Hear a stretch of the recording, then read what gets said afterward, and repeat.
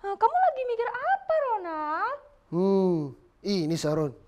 Saya habis baca Alkitab di Matius tentang Tuhan Yesus yang mengajarkan murid-muridnya untuk berpuasa. Saya jadi penasaran deh. Oh, puasa. Iya, Ronald. Puasa itu salah satu ajaran Tuhan Yesus waktu dia ada di muka bumi.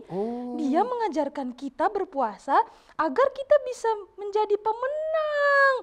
Agar kita bisa kuat, kita bisa menang dari kuasa-kuasa setan. Puasa itu sangat penting, Ronald. Biar kita bisa menguasai diri kita. Wah, keren ya Sharon. Saya jadi pengen coba. Coba aja, Ronald. Kita coba sama-sama ya. Oke, boleh Sharon. Ayo, jadi hari apa nih kita berpuasa? Hari apa aja kamu mau, Ronald. Terserah kamu. Hari Kamis aja ya? Oh iya bener, Ronald. Hari Kamis. Itu ada puasa di gereja, Ronald. Oke Sharon. Oke. Saya jadi terasa sabar. Iya, aku juga gak sabar nih, Ronald. Selamat pagi teman-teman. Mari kita bersatu dalam doa. Tuhan Yesus, sekarang kami akan beribadah. Berkati agar internetnya lancar, agar kami bisa beribadah dengan sungguh-sungguh dan menyenangkan hati Tuhan.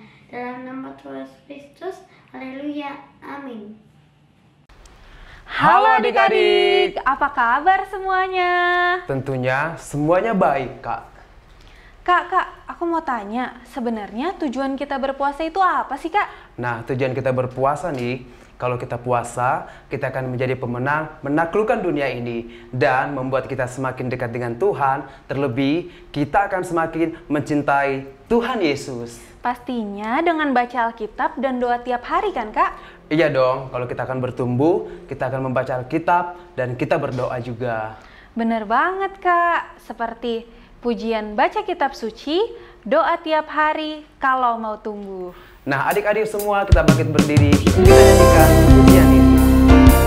Ayo adik-adik berdiri semuanya. Read your Bible, pray every day, and you grow.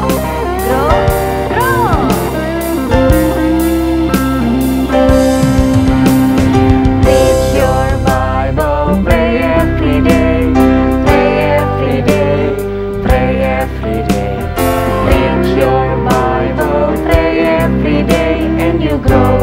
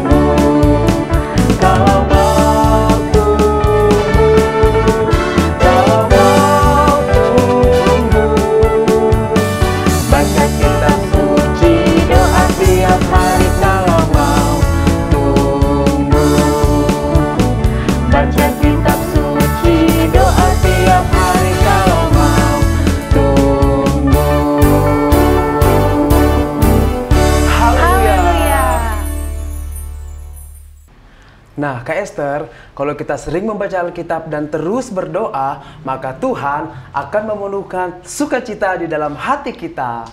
Wah, Tuhan Yesus luar biasa banget ya, Kak. Iya dong, oleh sebab itu saat ini kita akan menyanyikan pujian Oh Sukacitaku. Adik-adik, nyanyikan lagu ini dengan lebih semangat ya. Tetap bangkit berdiri semuanya.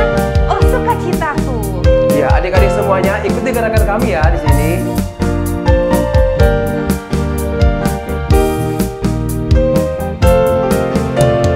Oh sukacitaku, param pam pam, sejak ku jumpa Yesusku. Oh sukacitaku, param pam pam, ku temukan juru selamat. Dia mengasihi aku, bahkan mati bagiku. Sukacitaku kini penuh. Oh sukacitaku, param pam pam, sejak ku jumpa Yesusku. Oh sukacitaku, param pam pam, ku temukan juru selamat. Dia mengasihi aku, bahkan mati bagiku. Sukacitaku kini penuh. Padanya aku berharap, pada Yesus Allah yang hidup. Padanya aku berserah, pada Yesus kehidupanku.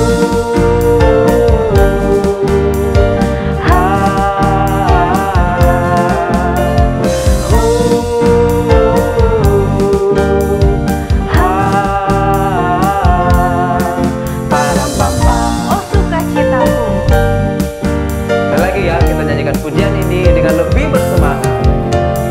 Oh sukacitaku, param pam pam, sejak ku jumpa Yesusku. Oh sukacitaku, param pam pam, ku temukan juru selamat. Dia mengasihi aku, bahkan mati bagiku. Sukacitaku kini penuh. Padanya aku berharap, pada Yesus Allah yang hidup. Padanya aku berserah, pada Yesus kehidupanku.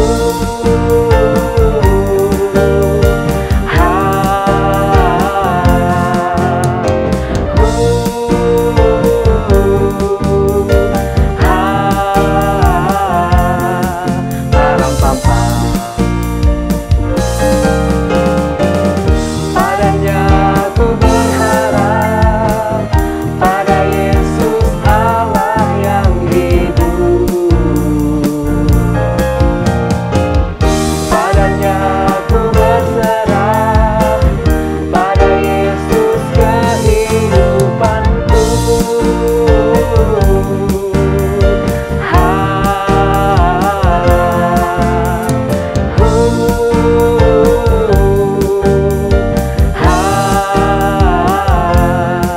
Param pam pam, param pam pam, param pam pam, param pam pam, param pam pam. Sukacitaku kini penuh. Yuk adik-adik, kita mau menyiapkan hati kita mau mendengarkan firman Tuhan. Nah, adik-adik, kita mendengarkan firman Tuhan dengan sungguh-sungguh ya, sebagai wujud kita mengasihi Tuhan Yesus Kristus. Kita angkat pujian Aku Mengasihi Engkau Yesus. Nyanyikan lagu ini dengan sungguh-sungguh. Haleluya. Aku mengasihi Engkau Yesus dengan segenap hatiku. Aku mengasihi Engkau Yesus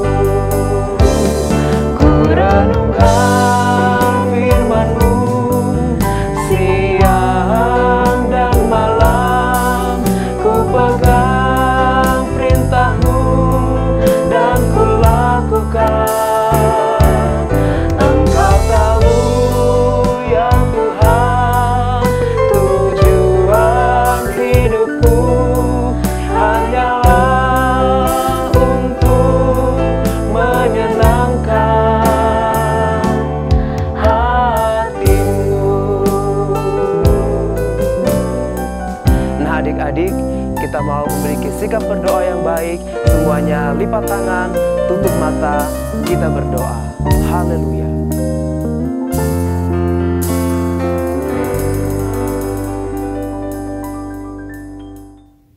Teman-teman, mari kita berdoa. Tuhan, sebentar lagi kami akan mendengarkan firman Tuhan. Ajar kami agar kami dapat lebih mengerti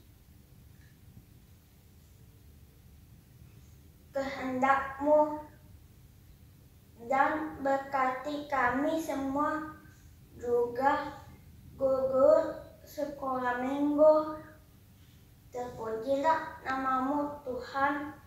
Haleluya, haleluya, amin. Selamat pagi anak-anak, selamat hari Minggu.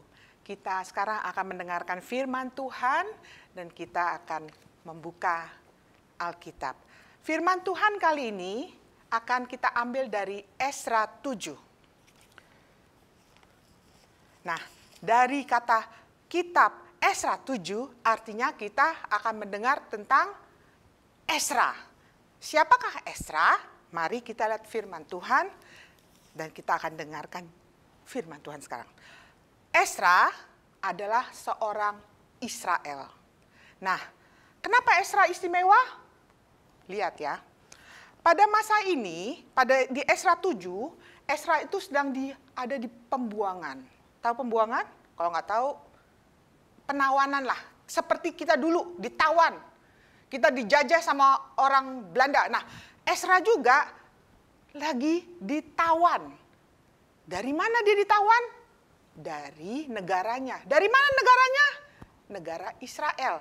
Kenapa ditawan Israel? Kan Israel bangsanya Allah. Itulah dia. Biarpun bangsa Allah, tapi juga ada batasnya kesabaran Allah. Israel bandel. Tahun ke tahun dia bandel. Tuhan marah, artinya Tuhan menghukum. Nah, apa hukuman Tuhan untuk bangsa Israel? Dia membiarkan Israel itu diserang. Habis diserang diapain? Israel hancur. Israel hancur, habis hancur gimana? Orang-orangnya diapain? Habis kota-kotanya hancur, orangnya diapain? Orang-orangnya tuh ditawan. Ditawannya bukan di Israel, tapi dibawa ke negara yang menawan, yang memenangi peperangan. Kota apa yang memenangi peperangan? Itu adalah dibawa ke kota Babel. Nah, bangsa Israel itu ditawan, dijajah, jadi masyarakat nomor 2 bertahun-tahun. Tahu nggak berapa lama bangsa Israel di Babel? Ditawan 70 tahun. Aduh, kalau 70 tahun, bayangin aja berapa generasi. Orang anak kecil 70 tahun. Bagus kalau Tuhan masih kasih hidup. Kalau enggak udah meninggal. Ada lagi anaknya lagi. Masih ditawan. Anak lagi ditawan. Itulah bertahun-tahun Israel ditawan. Tapi marahnya Tuhan enggak selamanya. Marah Tuhan itu ada batasnya. Sesudah Tuhan melihat bahwa Israel sudah mau bertobat. Mau kembali. Tuhan memberikan buka jalan bagi bangsa Israel. Raja pada saat itu adalah Raja Artasastra. Artasastra.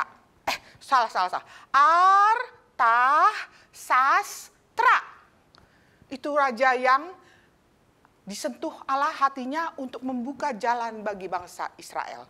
Raja Artasastra memberikan surat pembebasan kepada bangsa Israel.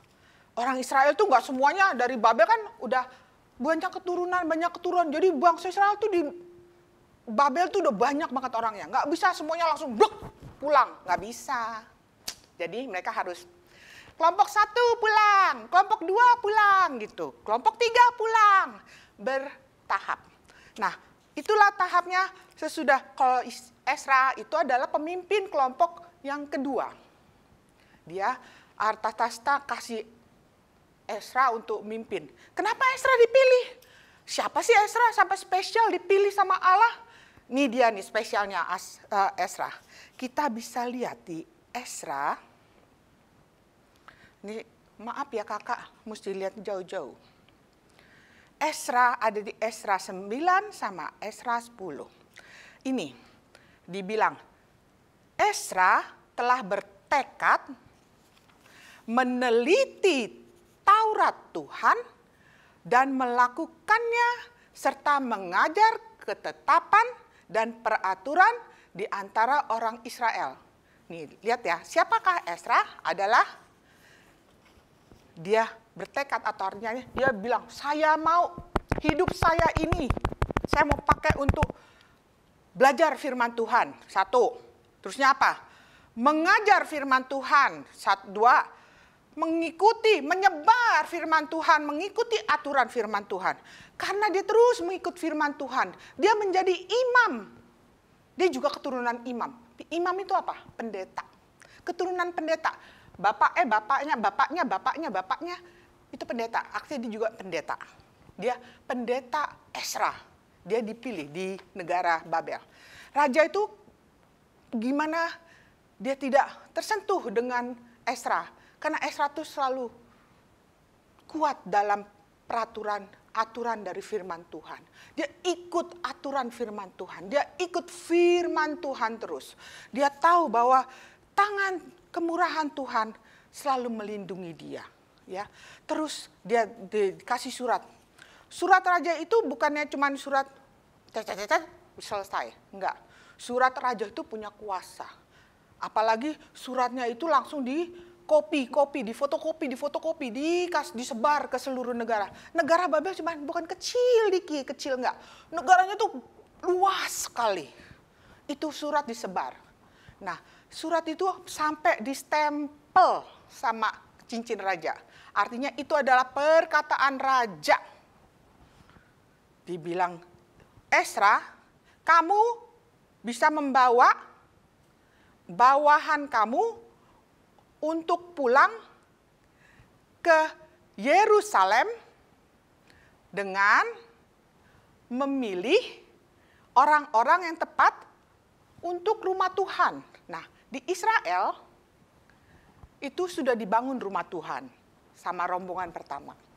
Ada rumah Tuhan, cuman gedung aja.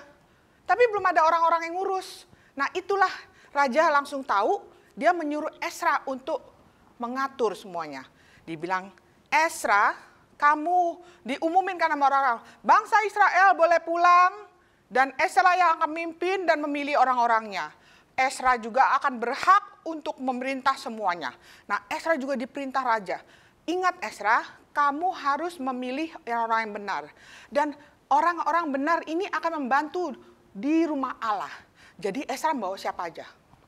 Ezra bawa imam-imam, orang Lewi, itu kayak imam itu pendeta-pendeta, orang Lewi itu hamba-hamba Tuhan, terusnya para penyanyi, terusnya penunggu gerbang, yaitu yang biasa usher-usher terima tamu depan gereja.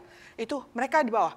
Tuh ada juga yang kerja di rumah Allah, itu juga dibawa dari tempatnya. Karena banyak orang Israel yang membantu di rumah Allah. Ya udah, itu dibawa. Itu semuanya Ezra pilih dengan baik dan pilih ya. Tapi juga bukan cuma itu aja yang dikasih raja. Raja bilang juga gini, kamu pulang jangan dengan tangan kosong. Kamu pulang dengan barang-barang yang bisa dipakai. Jadi raja memberikan. Raja bilang, kumpulin perak. Dikumpul perak. Kumpulin emas. Juga naskah-naskah Israel punya, naskah-naskah orang-orang Israel punya, kumpulin mereka bawa, dikumpulin. Nah, Ezra, kamu pulang bawa semua ini. Semuanya dikumpulin. Tiap hari mereka kumpulin. Sampai banyak banget. Banyak banget. Sampai gini, Ezra ngumpulinnya capek. Biarpun dibantu, dia juga sibuk sekali untuk mempersiapkan perjalanannya ke Yerusalem. Udah dikumpulin semuanya, orang-orang dikumpulin, orang-orang yang untuk kerja di bait Tuhan juga, di rumah Tuhan juga dikumpulin, semuanya di kelompok-kelompokin, ini untuk orang Lewi ya, ini kamu ngurus ini ya, ini kamu ngurus ini ya. Wah, dia urus semuanya. Raja melihat semuanya itu. Dia juga bilang, oke, semua siap, kamu boleh pergi. Tapi Ezra ada lagi satu permintaan raja. Raja bilang gini, kamu adalah pendeta yang mengerti firman Tuhan dan juga mau mengajar kepada orang-orang. Dia bilang ke Ezra gini, sepanjang kamu pulang, nyebrang sungai Efrat, kamu harus menunjuk orang-orang untuk menjadi gubernur. Gubernur tahu, gubernur kita juga gubernur. Di bawah gubernur juga ada kan pejabat. Gubernur untuk mimpin kota-kota yang kamu lewatin. Tapi pilihlah orang yang mengenal firman Tuhan. Supaya apa? Orang-orang yang dipilih oleh Ezra mengenal firman Tuhan, jadi dia mengikuti aturan firman Tuhan dan juga mengikuti aturan kerajaan. Jadi orangnya itu pasti orang yang baik, orang yang penuh pengetahuan apa yang benar, apa yang salah. Orang yang sangat dipilih Tuhan. Dan saya percaya Tuhan juga memilih orang tidak sembarangan. Tuhan pilih orang-orang yang berkualitas. Itu yang Tuhan pasti pilih. Ya, di sini dibilang juga, mengetahui hukum Allah dan juga yang dan haruslah kau ajarkan. Sudah mengetahui dan itu harus diajarkan terus, diajarkan. Semakin banyak orang mengetahui firman hukum Allah itu tuh si raja tuh percaya keturunannya tidak akan jatuh dalam kesusahan. Percaya kok Tuhan tuh, raja pun percaya kalau kita mengikuti hukum Tuhan, kita akan diberkati, akan hidup dengan tenang. Itu menjadi perjalanan berjalan terus. Dia sepanjang jalan Ezra mengingat apa tugas-tugasnya. Jalan. Mereka jalan kemana ke sini, jalan ke Yerusalem, jurusannya Yerusalem, jalannya panjang. Berkilo-kilo mereka rombongan datang kemana, setiap kota Ezra itu menjalankan tugasnya. Memilih pemimpin, ini sana memilih pemimpin, mengajarkan hukum Tuhan, mengajarkan semua peraturan Tuhan diajarkan. Terus semuanya dipimpin, sampailah mereka akhirnya ke Yerusalem. Sesudah sampai melihat Yerusalem, mereka merasa sukacita, bergembira. Karena apa? Mereka kembali ke kota mereka. Mereka bisa melihat kembali kota mereka. Yerusalem adalah rumah Allah. Itu di mana mereka percaya itu adalah tempat yang Allah kasih kepada mereka. Mereka bersukacita, mereka senang sekali sudah sampai ke rumah Allah. Sampai ke tempat kota yang Tuhan sediakan bagi mereka. Itulah sukacita mereka. Kembali ke rumah Tuhan. Karena Tuhan yang memimpin mereka. Mereka percaya Tuhan tidak pernah meninggalkan mereka. Sepanjang jalan tidak ada yang ganggu mereka. Sepanjang jalan mereka jalannya aman terus. Tidak ada yang kesusahan. Kenapa? Tuhan selalu melindungi mereka, memimpin mereka. Tangan Tuhan tidak pernah lepas dari Ezra dan rombongannya sampai mereka ke Yerusalem. Itu Ezra. Ezra adalah orang yang sangat bertekad memegang firman Tuhan, belajar firman Tuhan, mengikuti firman Tuhan, menyebarkan firman Tuhan. Kita juga bisa gitu. Adik-adik sekalian di rumah, anak-anak, kita juga punya firman Tuhan. Kenapa? Kita harus berani. Karena dalam kita menjalankan hidup anak-anak sekarang nih, apa yang kalian kadang-kadang nggak mau disuruh orang tua? Satu yang kakak tahu, kalau masih kecil-kecil nih, takut tidur sendiri. Tapi nggak usah takut. Asal kita berdoa sebelum tidur. Kenapa mesti takut? Berdoa sebelum tidur, kita tidur sendirian pun, mati lampu pun, tenang aja. Tuhan tidak perlu lampu. Gelap, terang, Tuhan ada. Selama kita berdoa dan percaya iman kepada Tuhan, Tuhan pasti menyertai kita, melindungi kita. Juga apa? Kalau kita terus memuji Tuhan. Anak-anak di sekolah minggu, puji Tuhan.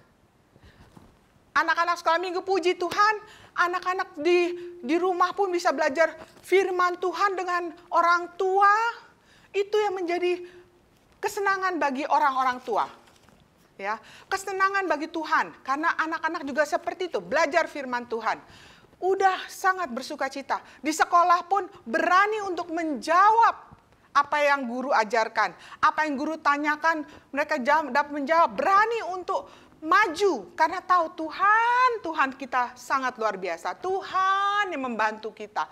Apapun anak-anak lakukan, susah belajar, jangan khawatir. Pelajaran susah, jangan khawatir. Ingat saja, kesusahan, ada pusing-pusing, anak-anaknya lagi susah belajar apa-apa. Jangan lupa berdoa sama Tuhan. Datang kepada Tuhan Yesus. Itu yang menjadi kunci. Datang kepada Tuhan Yesus. Itu menjadi kunci anak-anak. Anak-anak ingat, Tuhan Yesus sayang. Tuhan Yesus perhatikan. Itu menjadi kunci hidup kita. Ya. Nah, firman Tuhan untuk belajar Esra sudah selesai. Kita akan masuk ke dalam ayat hafalan. Ayat hafalan adalah diambil dari Amsal 14 ayat 26. Jadi Amsal 14 ayat 26. Dalam takut akan Tuhan ada ketentraman yang besar. Bahkan ada perlindungan bagi anak-anaknya. Sekali lagi, Amsal 14 ayat 26. Dalam takut akan Tuhan ada ketentraman yang besar. Bahkan ada perlindungan bagi anak-anaknya. Itulah firman Tuhan saat ini. Takut akan Tuhan, ada ketentraman yang besar. Bahkan ada perlindungan. Kita aman dalam Tuhan. Kita kuat dalam Tuhan. Kita akan berdoa bersama. Haleluya Tuhan Yesus, kami percaya firman-Mu yang memberikan kepada kami. Untuk tetap percaya kepadamu, untuk tetap kuat di dalam-Mu. Karena Tuhan Yesus saja yang bersama dengan kami. Kami tidak perlu takut, ada ketentraman dan ketenangan dalam hidup kami. Perlindungan kami hanya dalam Tuhan Yesus. Tuhan Yesus, kami juga percaya dalam kami bersekolah, dalam anak-anak sekolah pun Engkau telah membimbing mereka. Biarlah Tuhan Yesus saja dipermuliakan dan setiap harinya kami percaya Tuhan Yesus beserta dengan kami dan kami merasa aman di dalam-Mu. Terima kasih Tuhan Yesus, biarlah Tuhan Yesus dipermuliakan selalu dalam hidup kami. Terpujilah selalu selama-lamanya. Haleluya, dalam nama Tuhan Yesus Kristus, Juru Selamat kami berdoa. Haleluya. Amin. Anak-anak, percayalah Tuhan Yesus ada. Sekali Yesus, tetap Yesus. Halo adik-adik, selamat hari Minggu. Wah ya ampun adik-adik, Kakak Faya kangen banget sama adik-adik. Akhirnya kita ketemu lagi. Nah, selama liburan ini Kakak Fanya lagi seneng banget nih belajar banyak bahasa. Nah, kebetulan kan hari ini tuh tanggal 13 Februari. Nah, besok itu tanggal 14 Februari. Hari yang spesial tuh. Hari apa sih? Iya betul, hari Valentine atau hari kasih sayang. Banyak cara untuk kita menunjukkan rasa kasih sayang kita kepada orang-orang yang kita sayangi. Salah satunya itu mengucapkan kata aku sayang kamu atau aku cinta kamu. Nah, untuk kreativitas minggu ini, Kakak Fanya mau ngajak kalian untuk bikin video ucapan pendek. Kalian tinggal ngomong, aku sayang kamu atau aku cinta kamu, tapi dalam bahasa yang lain selain bahasa Indonesia. Nih, coba Kakak Fanya kasih contoh. Coba misalnya bahasa Inggris. I love you. Nah, terus ada bahasa apa lagi? Bahasa Mandarin, wo ai ni. Terus bahasa Prancis, je t'aime. Terus bahasa apa lagi ya? Bahasa Korea, saranghaeo. Terus bahasa Swedia, Jag älskar dig. Ada bahasa apa lagi ya? Bahasa Jepang, Aishiteru. Terus apa lagi ya? Masih banyak nih. Ada, bahasa Spanyol, Te amo. Terus ada bahasa Jerman, Ich liebe dich. Terus apa lagi ya? Oh iya, bahasa India, Muche tumse pyare. Dan ada satu lagi yang biasanya opa kakak Fanya bilang, itu dalam bahasa Belanda, Ik hou van jou. Nah, di video ucapannya adik-adik bisa mengucapkan bahasa-bahasa yang kakak Fanya contohin tadi, atau bisa bahasa lainnya juga nggak apa-apa, boleh banget. Nah, kalau misalnya kalian udah selesai bikin video ucapannya, jangan lupa dikirim ke nomor WhatsApp di bawah ini. Jangan lupa ya, Kakak Fanya tunggu. Kakak Fanya nggak sabar deh untuk nonton video ucapan kalian. Oke, sekian kreativitas minggu ini. Selamat berkreativitas. Happy Valentine's. Dah.